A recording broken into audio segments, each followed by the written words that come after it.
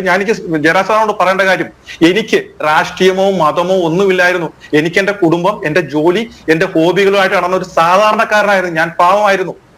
ഞാൻ ഇന്ന് ഇങ്ങനെയായി മാറിയത് എനിക്കുണ്ടായിരുന്ന ഒരേ ഒരു മകൾ ലവ് ജിഹാദിലൂടെ നഷ്ടപ്പെട്ടത് കൊണ്ടാണ്.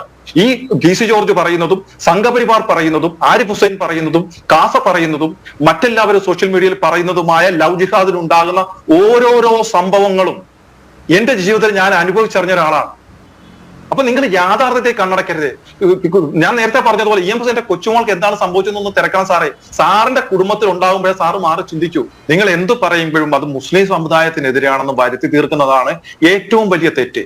ഈ PC ജോർജ് പറയുന്നതും ഞങ്ങൾ എല്ലാവരും പറയുന്നതും മുസ്ലിം സമുദായത്തെ മൊത്തത്തിലല്ല, ആ സമുദായത്തിൽ തന്നെ പുഴുക്കുത്തുകളായിട്ടുള്ള ഒരു വിഭാഗം വരുന്ന തീവ്ര ചിന്താഗതിക്കാരായ മതമൗലികവാദ ഭീകരവാദ രാജ്യദ്രോഹികൾക്ക് എതിരെയാണ്.